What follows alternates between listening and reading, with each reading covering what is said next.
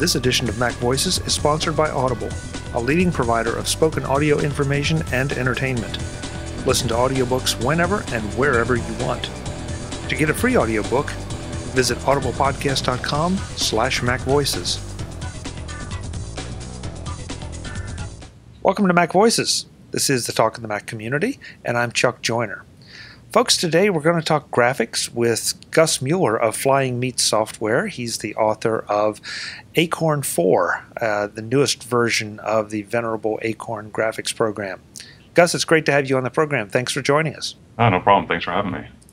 So, Gus, I don't think we've talked for a long time. I think the last time we talked was a few years ago about VoodooPad. I'm not sure even if Acorn had been hatched at that point. But how about if we start out by just asking you to take us through the basics of Acorn, what it is, what it does, and why I should consider it? Yeah, so Acorn is an image editor for macOS 10. The latest release is for 10.8 only. But the idea for Acorn was just to make an image editor that would fit in to sort of the iLife suite of applications, something that's approachable, something that's easy to use. You just want to open up an image, crop it, maybe apply some filters to it and whatnot, and add text and vectors and stuff like that. So you can create new art with it as well as altering existing photos. We're going to get to the vectors part in a little while because that's one of the things that interests me, that you're mixing pixels and vectors. But this is not just a photo retouching program. Right. Yeah. I mean, I'm really interested in vectors. And they're pretty useful if you want to add a box to an image anywhere, or just some funny little shapes. You need vector tools to do that. You can do it with a paintbrush, but it's not going to scale very well. Yeah, exactly. And that's always been my challenge. I like vectors because they make sense to me. Pixels always seem to give me trouble, unfortunately, trying to manipulate them anyway. So, who would you say Acorn is for, Gus? Is this a beginner's program? Is this an advanced user's program? Is it something in the middle? I think it's definitely geared towards beginners. I don't have, Acorn 4 added one extra palette, but I don't have palettes everywhere like other image editors, which tends to turn people off. But at the same time, there's professionals using Acorn. They're not, I don't know how much they're using, but I've certainly had people tell me that they're using it for all their UI work as well. So I think it can, if it suits your needs, you can do it professionally, but I've got a lot of newcomers to image editing as well. And we try and, all of our tutorials are geared towards beginners as well, so. In playing with it a little bit, it strikes me as something that is much more approachable than a lot of the advanced, powerful graphics programs out there. Yeah, we can say the P word. It's Photoshop. Yeah. So. Okay. Well, yeah, that's true. I'm putting some others in that class, but yeah, you open a Photoshop and it is kind of intimidating, even for someone that knows their way around a little bit. If you don't live in Photoshop, it can be overwhelming. But when I say that about Acorn, that takes nothing away from the power that is here. It just is arranged a little bit differently. Yeah, certainly. So what's new then with Acorn 4? Right, this new version. Acorn 4, there are a couple areas that we really focused on. One was speed. It's quite a bit faster, especially with larger images. That was one of the big complaints about previous versions of Acorn. Once you got past an image that was 12 megapixels, it tended to slow down a bit, but now you can open up huge images, and it's quite a lot faster, especially applying filters. Like blurs are so much faster now too. Speaking of filters, we've got non-destructive filters as well, meaning you can add a Gaussian blur or invert your image or adjust the color or whatever and save it as an Acorn file and close it and then reopen it, and you can come back and make those changes, adjust those changes or remove them, and your original layer will still be unaffected. You can still commit the layers, make them permanent, but why do that if you don't have to? Those are two of my favorites. One I don't use a whole lot, but was requested quite a bit, was curves. People really like that as well for adjusting the color balance and whatnot. And we've got things like multi-layer selection, Boolean shape operations for the vector tools. And the new user interface is a lot of people really like that as well. So. Yeah, and looking at the graphics you provide on the website, it does seem, again, smoother, more modern, a lot more approachable. Yeah, that was one of the goals. So we wanted people were kind of put off by the single main palette in Acorn 3. So we were adding a bunch more tools in Acorn 4 as well. So it made sense to take that opportunity to break it off into its own floating palette, which people always like to stick on the left side of the screen and have an inspector palette on the right. Gus, since you brought up the P word, let's go there for a minute. How well does Acorn play with Photoshop files? Right, so you can open up Photoshop files and you can export them. If they're just plain layers without a whole bunch of layer styles or special Photoshop effects, Acorn will open those fine. It does its best to open up Photoshop files and render them as you would see them in Photoshop, but no app is ever going to be able to do that with 100% fidelity except for Photoshop. I mean, it is its native file, and in order for Acorn to do that, it would need to support all the features of Photoshop as well. So that's never going to get to happen. But for basic things, it works quite well, and I'm going to be making improvements in the future where I can. So. Now, this one's going to only make sense to someone who has had this experience so far, but one thing Adobe seems to do, for better or worse, reasonable or not, is that you have to have current versions of Photoshop to open many current Photoshop version files. It's tough to have it open backwards a lot of times, or excuse me, forwards, I should say. In other words, if I have a Photoshop 5 file and only have Photoshop 3, CS3, it's going to balk at it. Is Acorn a way around that, understanding that there may be some features in there that it doesn't fully support? Right. So when you save a Photoshop file, you're given the opportunity to, I think it's a checkbox that says maximize compatibility or something like that. If that's turned on, Acorn's going to be able to open up those files generally. If that's not turned on, Acorn, I think, is going to have a harder time opening up a Photoshop file. So, okay. Yeah, it's nice that Adobe recognizes that other applications do like to open up Photoshop files as well. And I mean, while they haven't opened up the Photoshop specification yet, at least they do sort of help us out in that way. Right. Yeah, it's just sometimes trying to train people to click that box to make sure that it is accessible. Right. It presents an issue. All right, I said we'd get to vectors. How about if I use the I word and ask, does Acorn support Illustrator at all? Oh, no, not at all. Not at all. Okay. No, it's oh darn. It's been requested a couple of times, but the vector tools in Acorn are pretty primitive. If you want to do pure vector stuff, you can do it in Acorn. I mean, there's other apps out there like Sketch as well that do it very, very well. But I mean, obviously, I've added and improved things in Acorn 4 for vectors, which have been a lot of feature requests, but that isn't its primary purpose. I love working with vectors, though. It's just so much fun, and a lot of the math that's involved with it is pretty interesting to me, which is why we have certain features in there. I'm just curious. So. Just start to play with it, and suddenly a feature pops out? Yeah, pretty much. I mean, a lot of features happen that way. So. I guess that's probably true in all kinds of software. Yeah, well, in another area that's kind of neat, the brush designer in Acorn 4. I don't know if you've played it or not, but there's a little window come up in a little canvas where you can draw, and then a bunch of controls on the left, and you can draw with a Wacom brush, a pen, and do pressure sensitive and stuff. Then you can start tweaking the values on the left side of the brush designer, and it will update the last stroke that you did. So you can see in real time, oh, what would this stroke look like if I had made things a little different? It's kind of neat. So that's something I was just kind of playing around with. And there's actually some vector stuff that goes on in the background with that as well. But some neat features can be born out of just sort of, well, I wonder what I can do with this code. So.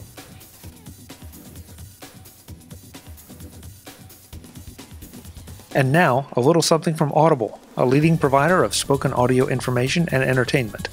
Listen to audiobooks whenever and wherever you want.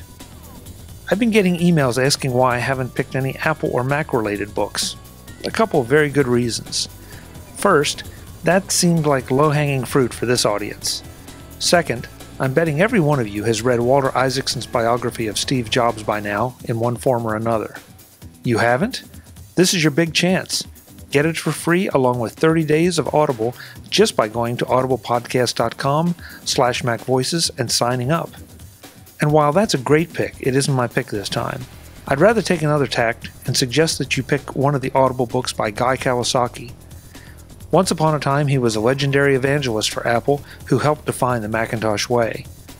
Now, Guy is recognized as a tech and social media expert, with a unique ability to put things into a different perspective than all the other pundits. Guy has been a guest on MacVoices several times and is always entertaining and enlightening.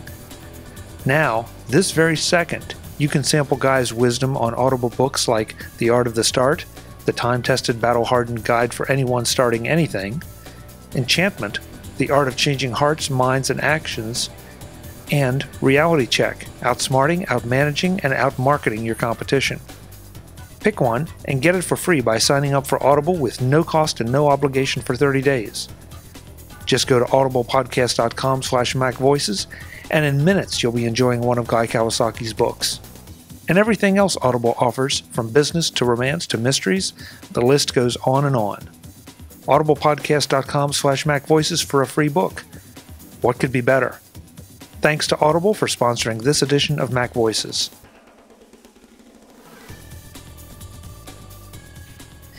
Gus, Acorn seems to be a program, in fact, Flying Beat, almost as a software company, seems to have a fan base, which always intrigues me when it comes to software, that some people seem to see this more than just a tool, but something that they really enjoy using, enjoy learning about, unlike often some of the higher powered software that it's almost maybe overpowered and you can spend your life trying to learn it.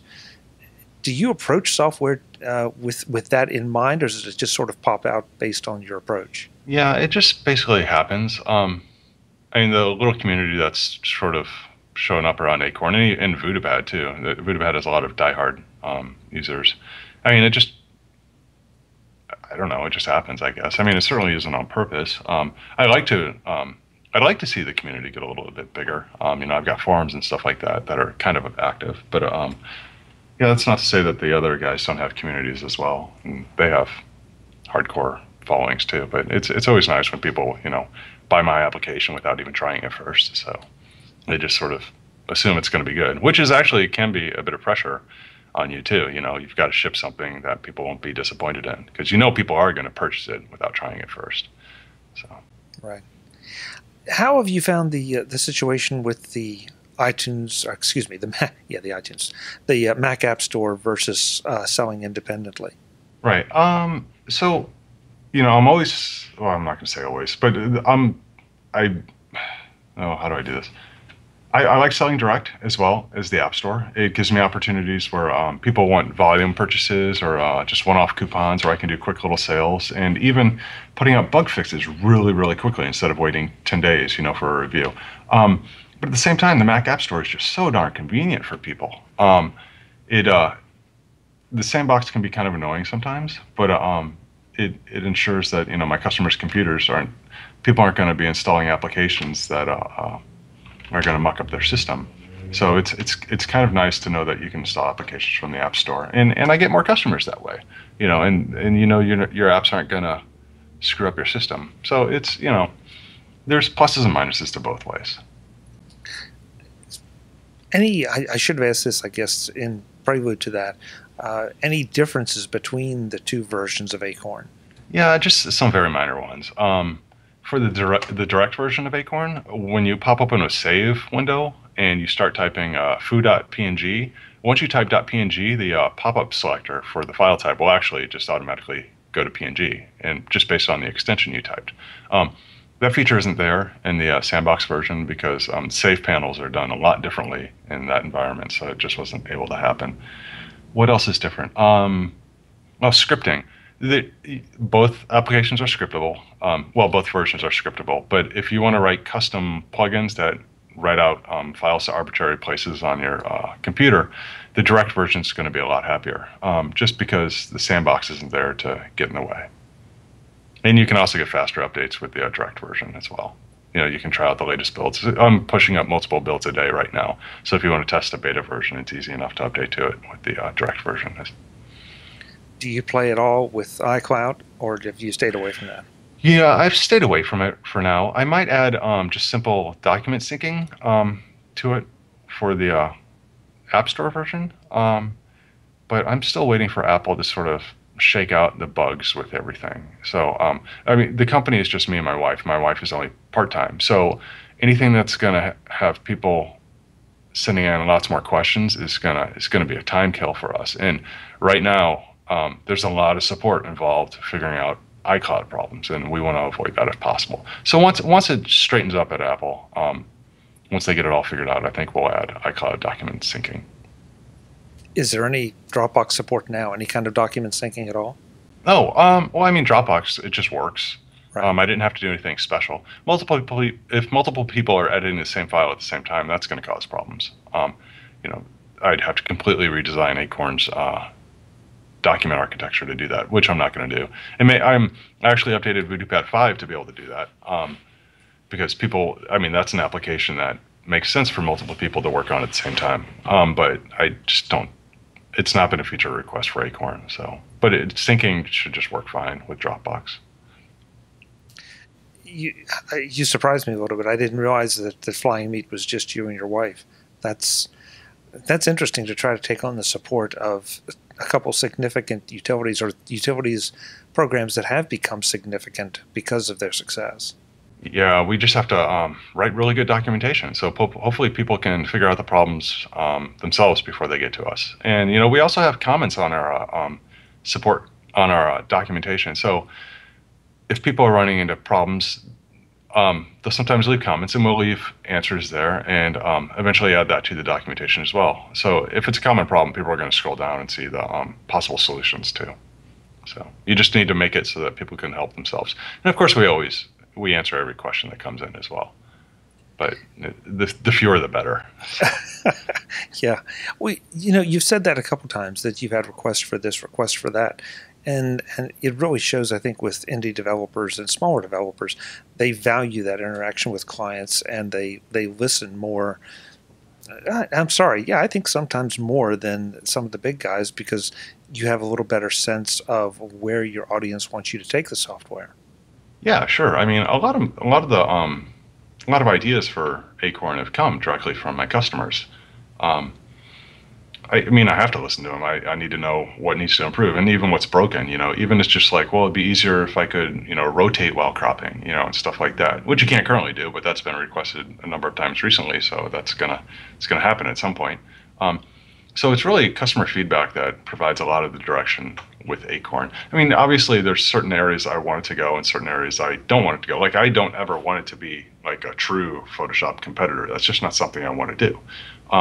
But I'm happy to add, little features that make sense with, my overall vision of Acorn. Ooh, that's an interesting phrase. Okay, I'll go there. What is your overall vision for Acorn? It's really hard to explain. I just want it to really fit in with the system. I've got a huge feature list of things that I want to do personally, and also that other people want to do. I mean, I'm not going to say what those features are, but I definitely see where it's going. Hopefully, brush tools will get a bit even more beefed up later on this year. But yeah, I don't want to talk too much about it, because people will write me. So, but there is a vision, I think. Yeah. So. Well, and certainly I didn't mean to intrude on the vision. I think it's great that there is a vision. And again, that speaks to just not throwing feature upon feature upon feature and creating a bloatware situation. It means that there's sort of a roadmap in your head, what you want it to do, and you'll add some things and make little divergences, but eventually there's a place you want to be. Yeah, right. And I was even just looking at some menu items yesterday. I was like, why are some of these still in here? It doesn't make any sense, So, and I'm not afraid to take things out too, or redo things where it makes sense. Whereas like some other image editors are kind of stuck in the past, and they've got so many users that are just like used to the way things are currently that they're afraid to make changes. I'm not afraid to make changes with Acorn. I don't think that's just video editors, Gus. I think that's a lot of software types and a lot of companies out there that they know that they're going to get a little bit of pushback from clients, and so it just becomes easier to leave things in because that's where it always has been. Right. And then you end up with, needing to buy a Retina display to scroll to the bottom of the menu. It just, right. Yeah. It doesn't make sense. Where do you see software development going right now in this environment? And I'm intrigued because I don't believe Flying Meat has any iOS apps. No, well, we've got one Do you? iOS app there's a companion app for VoodooPad. There's Oh, VoodooPad on iOS, which is you can do read your document and also edit plain text files on it, and it'll sync back over Dropbox. So we do. Eventually the Mac desktop's going to go away. I don't know if it's going to be replaced by iOS or something different. I imagine it'll have to be something a little bit different because, you can't even share files between applications on iOS. So something's going to have to happen for that.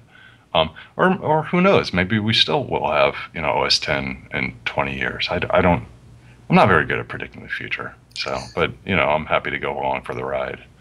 So. I don't know if you have to predict it, but you certainly have to think about what you're going to be writing in five.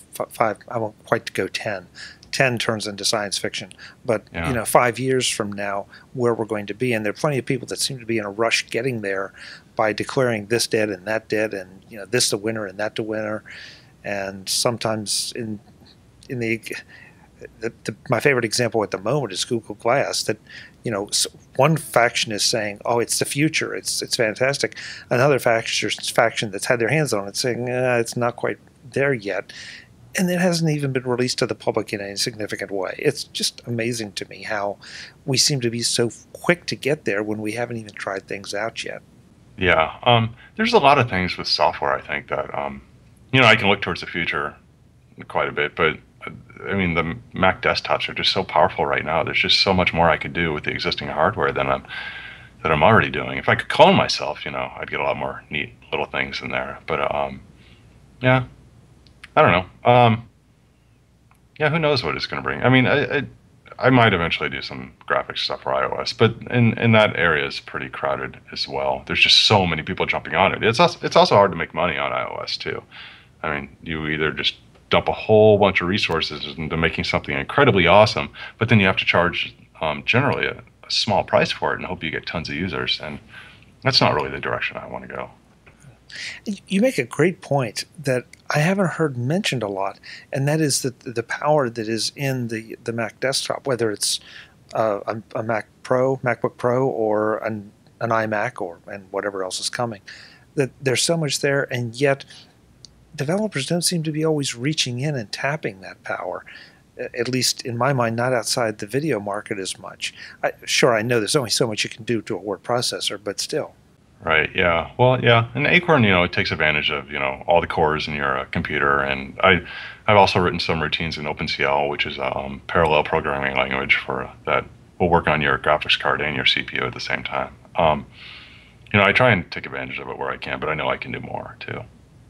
Gus, it looks like a great update. I know I want to get a little time to play with it, even though I'm not a graphics person that much. I keep trying to learn a little bit, and exposure to great programs like this always makes you better. Yeah. Everyone's an artist. It just takes a little bit of practice, I think. So. You clearly haven't seen my attempts, Gus. Yeah. What kind of pricing do we have for Acorn? Yeah. So right now through the month of May, that we're offering it for $29.99 on both the App Store and directly from us. After that, the price will go back to $50, and but upgrades for existing license holders will still be $29.99. We're basically, the lower prices to make it easier to move between the App Store and the direct version if you want to do that. Yeah, and that's another phenomenon we're seeing. Yeah. And it's 10.8 plus only too. So we've 10.9 is going to be coming out soonish, and 10.10 after that, and Acorn's going to have to support all those. So that's the main reason we did that. So. Goes back to that, not keeping the legacy stuff in there if you don't have to. Right. We got to clean up a bunch of code and use some new APIs as well, which was pretty nice.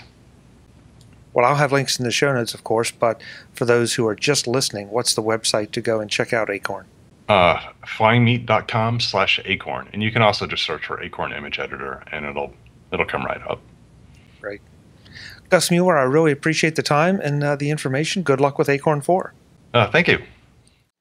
Folks, I'm Chuck Joyner. This is Mac Voices, the talk of the Mac community. We will be back again soon.